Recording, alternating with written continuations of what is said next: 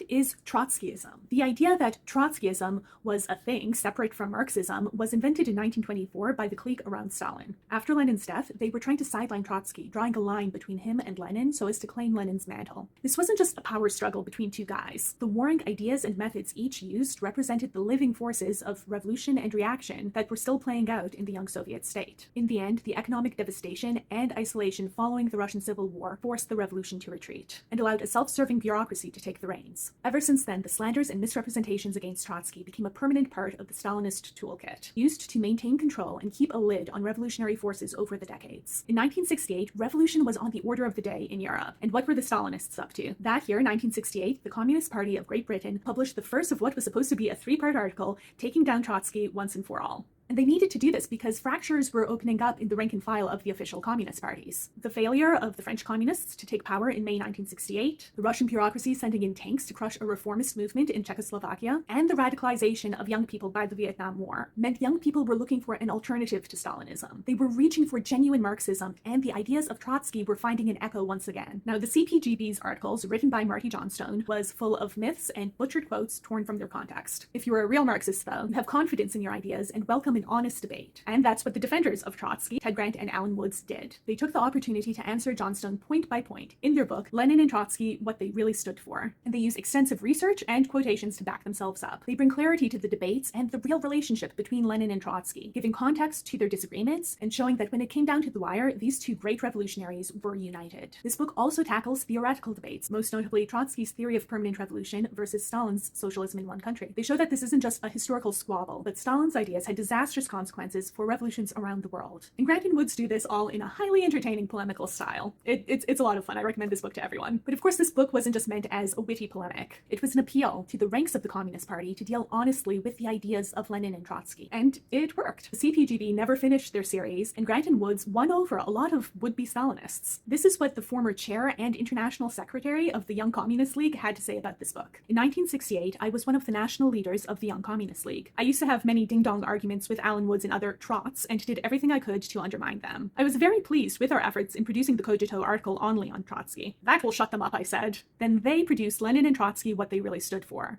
I read and reread it.